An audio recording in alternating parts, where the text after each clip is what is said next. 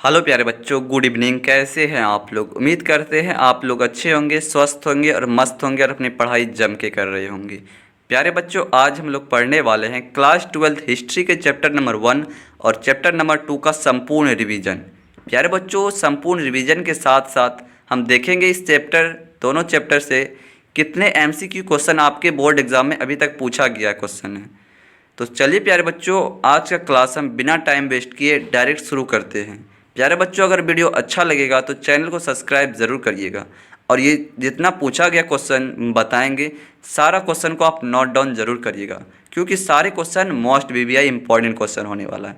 तो चलिए प्यारे बच्चों, आज का क्लास हम बिना टाइम वेस्ट के डायरेक्ट देखिए। प्यारे बच्चों, इस चैप्टर का फर्स्ट नंबर क्वेश्चन क्या बोल रहा है कि हड़प्पा सभ्यता का मोहर किस चीज़ से बनी थी। क्या बोल रहे फर्स्ट नंबर क्वेश्चन की हड़प्पा सभ्यता का मोहर किस चीज़ से बनी थी। प्यारे बच्चों, ये क्वेश्चन आपके मोस्ट वीवीआई इंपॉर्टेंट क्वेश्चन है। ये क्वेश्चन आपका 2016 में पूछा था। कब पूछा था? 2016 में, कि हड़प्पा सभ्यता का मोहर किस चीज़ से बनी थी। तो ये सेलखड़ी से बनी थी। किससे? सेलखड़ी से बनी थी। आगे देखते हैं क्वेश्चन नंबर 2 क्या बोल रहे हैं। क्वेश्चन नंबर 2 बोल रहे हैं कि बनावली कहाँ स्थित है। तो बनावली कहाँ स्थित है? ये हरियाणा में पड़ता है। बनावली कहाँ पे? हरियाणा में बनावली पड़ता है। प्यारे बच्चों, ये क्वेश्चन आपका 2014 में पूछा था कि बनावली कहाँ स्थित है। तो ये हरियाणा में स्थित है। ये आप याद रखिएगा, ठीक है ना। देखिए क्वेश्चन नंबर 3 क्या बोल रहे हैं कि कालीबंगा कहाँ स्थित है। कालीबंगा राजस्थान में स्थित है। कहाँ पे? राजस्थान में। देखिए क्वेश्चन नंबर 4 क्या बोल रहे हैं। क्वेश्चन नंबर 4 बोल रहे हैं कि धौलावीरा और लोथल कहाँ स्थित हैं। तो धौलावीरा और लोथल कहाँ पे पड़ते हैं प्यारे बच्चों? तो ये गुजरात में पड़ता है। कहाँ पे? गुजरात में पड़ता है धौलावीरा और लोथल। क्वेश्चन नंबर 5 प्यारे बच्चों आपका मोस्ट वीवीआई इंपॉर्टेंट क्वेश्चन है। ये क्वेश्चन आपका 2018 में पूछा गया था कि लोथल किस नदी के किनारे स्थित है। तो लोथल किस नदी के किनारे स्थित है? तो ये भोगवा नदी के किनारे स्थित है। किसके? भोगवा नदी के किनारे स्थित है। आगे देखते हैं प्यारे बच्चों, क्वेश्चन नंबर 6 क्या बोल रहा है।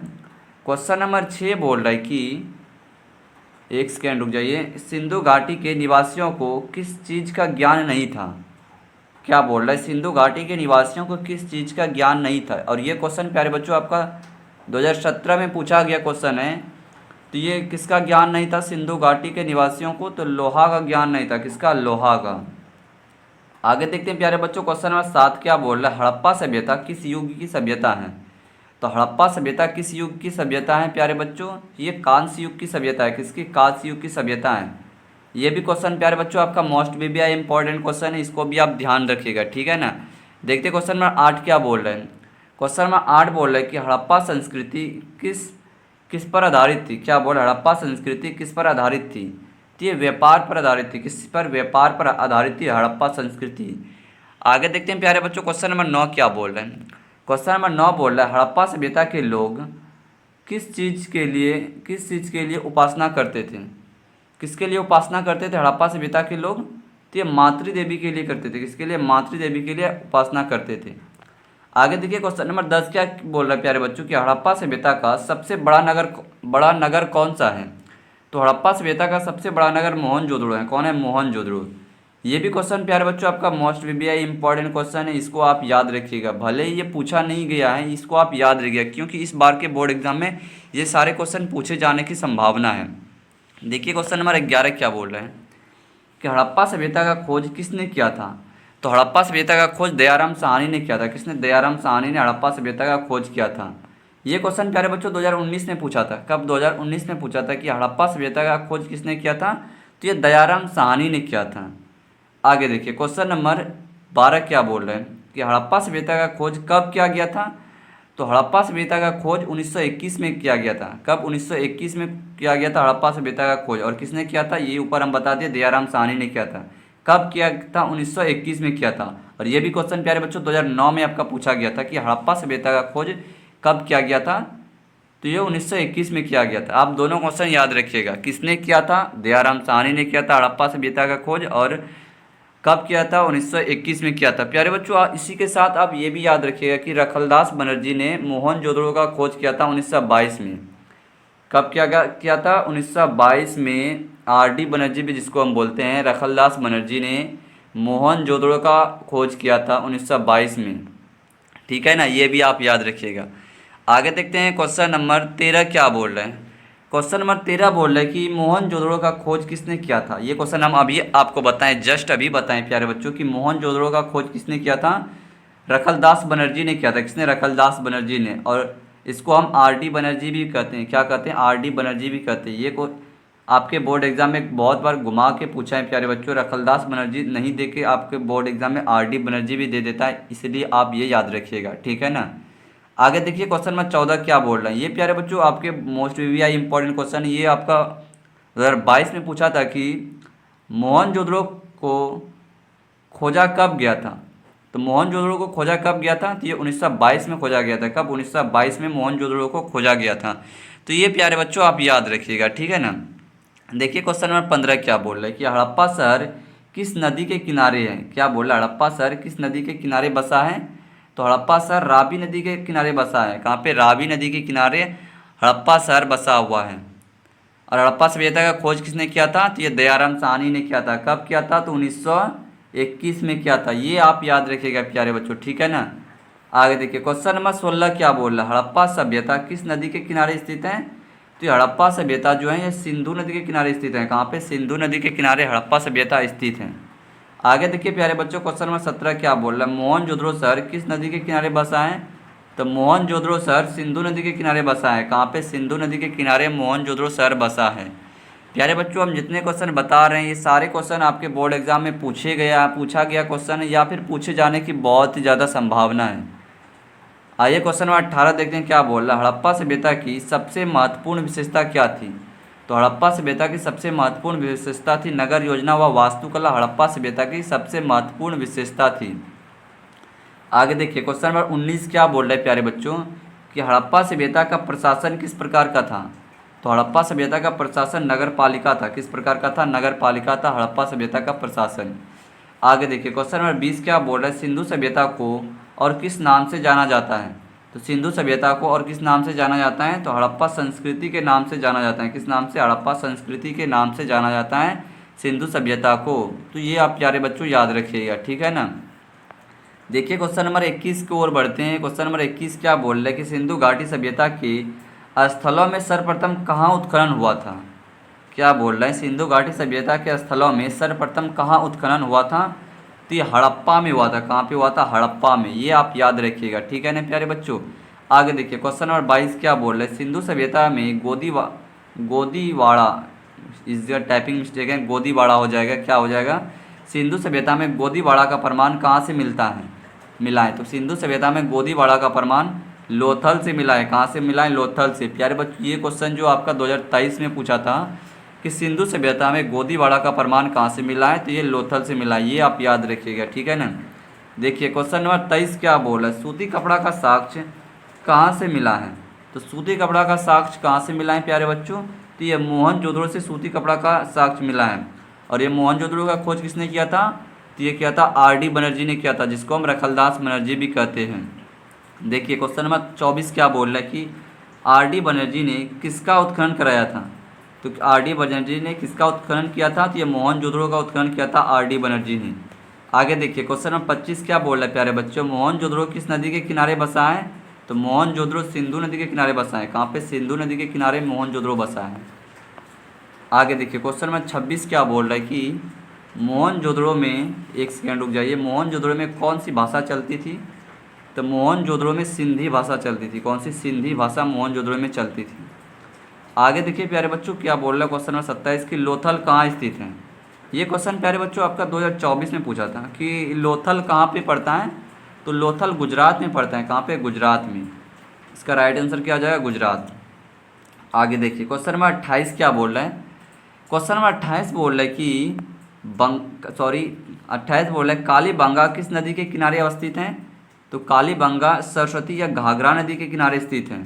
क्या है? सरस्वती या घाघरा नदी के किनारे स्थित है। प्यारे बच्चों आपके बोर्ड एग्जाम में सरस्वती ना देकर घाघरा भी दे सकता है या घाघरा देकर सरस्वती भी नहीं दे सकता है। ये आप याद रखिएगा, क्वेश्चन घुमा घुमा के भी पूछता है, ठीक है ना। आगे देखिए क्वेश्चन नंबर 29 क्या बोल रहा है। सिंधु सभ्यता में नृत्य की मूर्ति कहाँ से मिला है।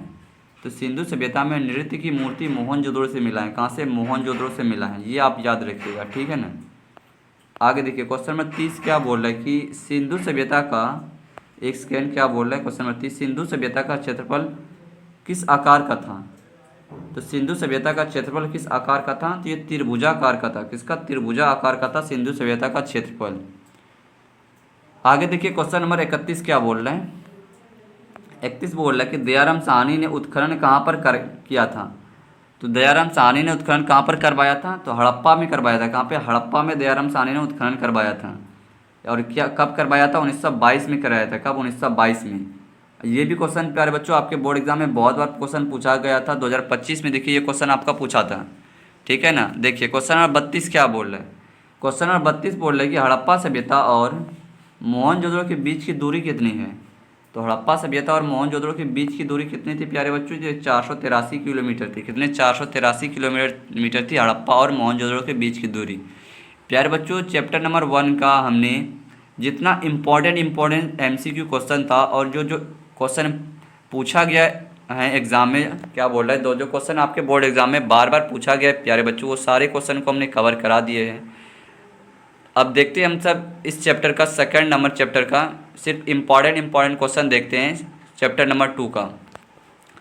चैप्टर नंबर 2 का फर्स्ट नंबर क्वेश्चन क्या बोल रहा है कि किस भारतीय शासक को नेपोलियन की संज्ञा दी गई थी?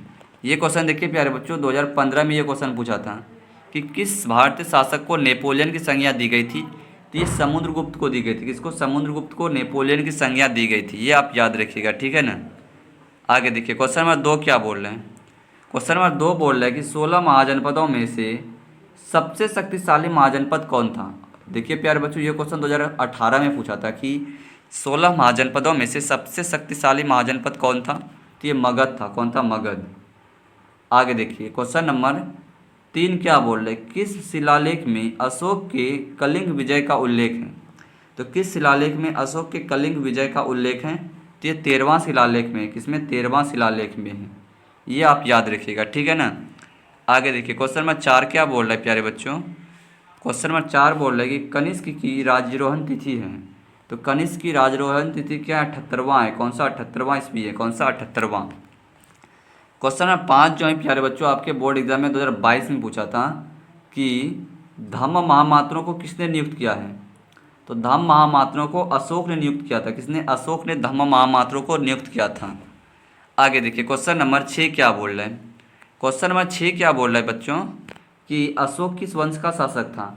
तो अशोक मौर्य वंश का शासक था। कौन सा वंश का शासक था? अशोक मौर्य वंश का। आगे देखिए क्वेश्चन नंबर 7 क्या बोल रहे हैं, भारतीय इतिहास का कौन सा काल स्वर्ण काल के नाम से जाना जाता है? तो कौन सा काल को भारत इतिहास में स्वर्ण काल के नाम से जाना जाता है? तो ये गुप्त काल को जाना जाता है। किसको? गुप्त काल को। आगे देखिए क्वेश्चन नंबर 8 क्या बोल रहे हैं। क्वेश्चन नंबर 8 बोल रहा है कि प्रयाग प्रशस्त, एक सेकेंड, क्या बोल रहा है, प्रयाग प्रशस्त की रचना किसने की थी? तो प्रयाग प्रशस्त की रचना हरिसेन ने की थी। किसने? हरिसेन ने। ये क्वेश्चन 2019 में आपका पूछा था प्यारे बच्चों कि प्रयाग प्रशस्त की रचना किसने की थी? तो ये हरिसेन ने की थी।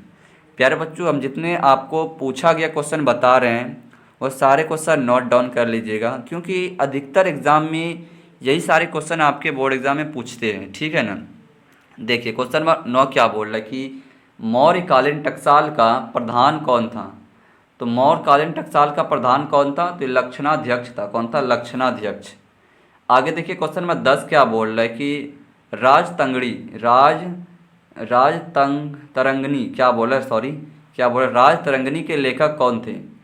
तो राजतरंगिणी के लेखक कौन थे? कलहन थे। कौन थे? कलहन। और ये प्यारे बच्चों मोस्ट VVI इंपॉर्टेंट क्वेश्चन है। ये क्वेश्चन आपके बोर्ड एग्जाम में इस साल जरूर देखने को मिलेगा, ठीक है, देखिएगा नहीं तो, कि राजतरंगिणी के लेखक कौन है? कलहन है। ये आप याद रखिएगा, ठीक है। देखिए क्वेश्चन नंबर 11 क्या बोल रहे हैं, अर्थशास्त्र और इंडिका से किस राजवंश के विषय में जानकारी मिलती है? तो अर्थशास्त्र और इंडिका से किस राजवंश के विषय में जानकारी मिलती है?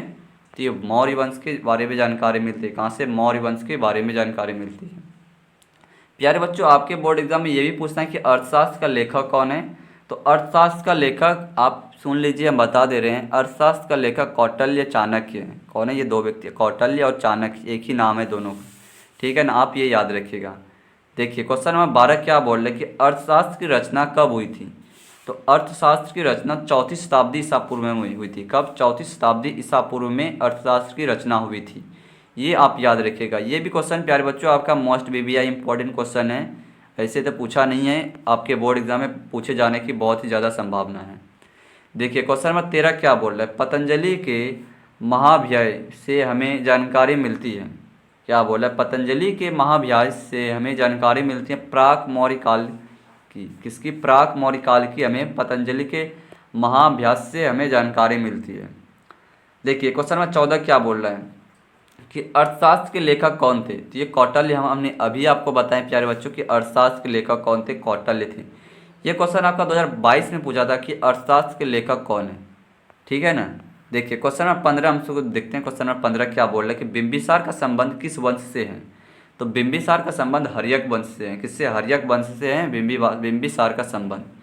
क्वेश्चन नंबर 16 देखिए क्या बोल रहे हैं, वज्जी को सामाजिक ग्रंथों में कहा गया है, गण एवं संघ कहा गया है वज्जी को सामाजिक ग्रंथों में। क्या कहा गया है? गण एवं संघ कहा गया है वज्जी को सामाजिक ग्रंथों में। देखिए प्यारे बच्चों क्वेश्चन नंबर 17 क्या बोल रहा है कि जनपद शब्द का शाब्दिक अर्थ है। तो जनपद शब्द का शाब्दिक अर्थ क्या है? जहाँ लोग मवेशी रखते हैं, ये भी है, जहाँ लोग अपना घर बनाते हैं, तो यही हो जाएगा जनपद। आगे देखते हैं प्यारे बच्चों क्वेश्चन नंबर 18 की ओर बढ़ते हैं कि 5 चिन्ह वाले सिक्के बने होते थे। तो 5 चिन्ह वाले सिक्के बने होते थे, किस में बने होते थे? चांदी एवं सिक्के में बने होते हैं 5 चिन्ह वाले सिक्के। किस में बने हुए थे? चांदी एवं सिक्के में, चांदी एवं इसमें देख सके क्या बोला, चांदी एवं तांबे में बने होते थे 5 चिन्ह वाले सिक्के। आगे देखिए क्वेश्चन नंबर 19 क्या बोल रहा है कि अशोक द्वारा प्रचलित बौद्ध धर्म कहाँ प्रचलित नहीं हुआ था। तो अशोक द्वारा प्रचलित बौद्ध धर्म कहाँ प्रचलित नहीं हुआ था? तो ये ब्रिटेन में प्रचलित नहीं हुआ था। कहाँ पे? ब्रिटेन में। और ये क्वेश्चन प्यारे बच्चों 2010 में आपका बोर्ड एग्जाम में पूछा था कि अशोक द्वारा प्रचलित बौद्ध धर्म कहाँ प्रचलित नहीं हुआ था। तो ये ब्रिटेन में। और ये क्वेश्चन 2022 में भी ये क्वेश्चन पूछा था प्यारे बच्चों। कब पूछा था? 2022 में भी ये क्वेश्चन पूछा था कि अशोक द्वारा प्रचलित बौद्ध धर्म कहाँ प्रचलित नहीं हुआ था। तो ये ब्रिटेन में प्रचलित नहीं हुआ था, ये आप याद रखिएगा, ठीक है ना। देखिए क्वेश्चन नंबर 20 की ओर बढ़ते हैं कि पाटलिपुत्र नगर की स्थापना की गई थी। तो किसने की गई थी? स्थापना किसने की थी? तो बिंबिसार ने की थी। पाटलिपुत्र नगर की स्थापना किसने? बिंबिसार ने। आगे देखिए क्वेश्चन नंबर 21 क्या बोल रहा है कि प्रसिद्ध ग्रंथ इंडिका की रचना किसने की। तो प्रसिद्ध ग्रंथ इंडिका की रचना किसने की थी? तो ये मेगास्थनीज ने की थी। किसने? मेगास्थनीज ने प्रसिद्ध ग्रंथ इंडिका की रचना की थी। आगे देखिए प्यारे बच्चों क्वेश्चन नंबर 22 क्या बोला, प्राचीन भारत में धर्म की शुरुआत किसने की थी। तो प्राचीन भारत में धर्म की शुरुआत अशोक ने की थी। किसने? अशोक ने प्राचीन भारत में धर्म की शुरुआत की थी। ये भी क्वेश्चन प्यारे बच्चों आपके मोस्ट बीबीआई इंपॉर्टेंट क्वेश्चन है। देखिए क्वेश्चन नंबर 23 क्या बोल रहा है, महावीर ने पार्श्वनाथ के सिद्धांतों में नया सिद्धांत क्या जोड़ा। तो महावीर ने इस पार्श्वनाथ के सिद्धांतों में नया सिद्धांत ब्रह्मचर्य जोड़ा था। क्या? ब्रह्मचर्य। आगे देखिए क्वेश्चन नंबर 24 क्या बोल रहा है, कलिंग युद्ध कब हुआ था। तो कलिंग युद्ध 261 ईसा पूर्व में हुआ था। कब? 261 ईसा पूर्व में। ये क्वेश्चन प्यारे बच्चों 2022 में आपका पूछा गया था कि कलिंग युद्ध कब हुआ था। तो ये 261 ईसा पूर्व में हुआ था। देखिए क्वेश्चन नंबर 25 क्या बोल रहा है, फूट डालकर विजय प्राप्त करने का कार्य सर्वप्रथम किस राजा ने किया। क्या बोल रहा है, फूट डालकर विजय प्राप्त करने का कार्य सर्वप्रथम किस राजा ने किया था। तो ये अजातशत्रु ने किया था। किसने? अजातशत्रु ने किया था। आगे देखिए क्वेश्चन नंबर 26 क्या बोला, जीवक वैद्य किस वंश के काल में था। तो जीवक वैद्य किस वंश के काल में था। तो ये हर्यक वंश के काल में था। किसमें? हर्यक वंश के काल में था जीवक वैद्य। देखिए क्वेश्चन नंबर 27 क्या बोला, स्वयं क्या बोला, स्वयं खर्च अपने स्वयं के खर्चे से सुदर्शन झील की मरम्मत किसने कराई। तो अपने स्वयं के खर्च से सुदर्शन झील की मरम्मत किसने कराई थी। तो ये रुद्र दमन ने कराई थी। किसने? रुद्र दमन ने कराई थी। देखिए क्वेश्चन नंबर 28 क्या बोल रहा है कि पाटलिपुत्र नगर की स्थापना उदयन ने किस नदी के संगम पर की। तो पाटलिपुत्र नगर की स्थापना उदयन ने किस नदी के संगम पर की थी। तो गंगा और सोन पुनपुन, गंगा सोन पुनपुन के संगम पर की थी पाटलिपुत्र नदी की स्थापना। पाटलिपुत्र नगर की स्थापना किसके किसके संगम पर की थी।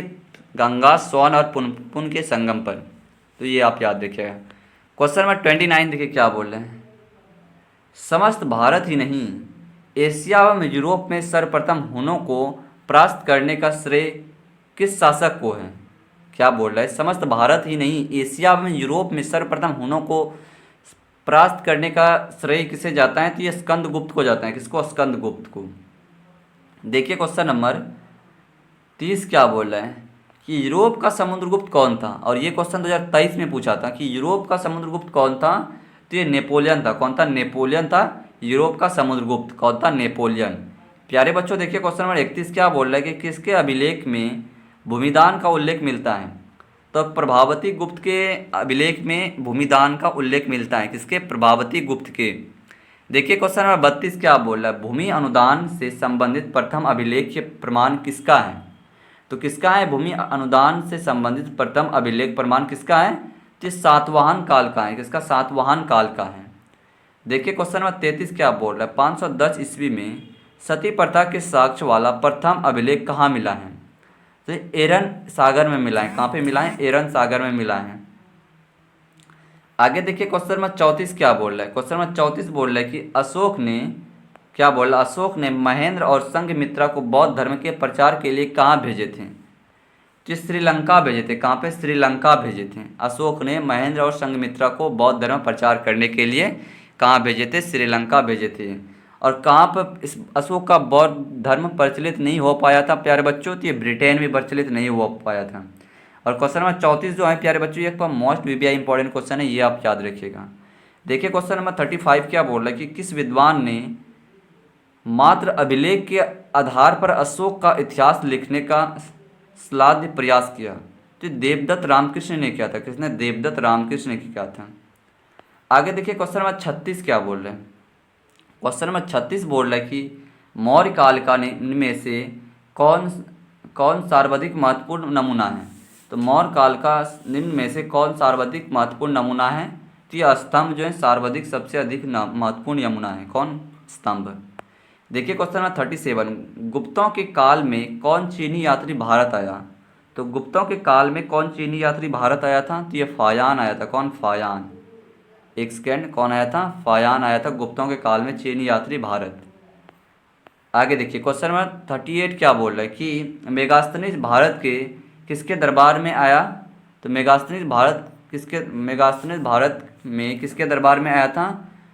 तो ये चंद्रगुप्त मौर्य के दरबार में आया था। किसके? चंद्रगुप्त मौर्य के दरबार में आया था ये। और ये क्वेश्चन 2013 में आपके बोर्ड एग्जाम में पूछा था प्यारे बच्चों, ये आप याद रखिएगा, ठीक है ना।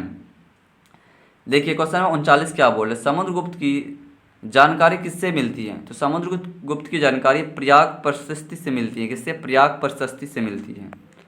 आगे देखिए क्वेश्चन नंबर 40 क्या बोल रहे हैं। क्वेश्चन नंबर 40 बोल रहा है कि नवरत्न किस शासक के दरबार में रहते थे। तो नवरत्न किस शासक के दरबार में रहते थे। तो ये चंद्रगुप्त विक्रमादित्य के दरबार में रहते थे। किसके? चंद्रगुप्त विक्रमादित्य के दरबार में रहते थे। देखिए क्वेश्चन नंबर 41 क्या बोल रहा है कि अभिज्ञान शकुंतला की रचनाकार हैं। तो अभिज्ञान शकुंतला के रचनाकार कौन है। तो ये कालिदास हैं। कौन है? कालिदास। आगे देखिए प्यारे बच्चों क्वेश्चन नंबर 42 क्या बोल रहे हैं। क्वेश्चन नंबर 42 बोल रहे हैं कि प्राचीन भारत में अभिलेख की शुरुआत किस शासक ने की। तो प्राचीन भारत में अभिलेख की शुरुआत किस शासक ने की थी। तो ये अशोक ने की थी। किसने? अशोक ने की थी।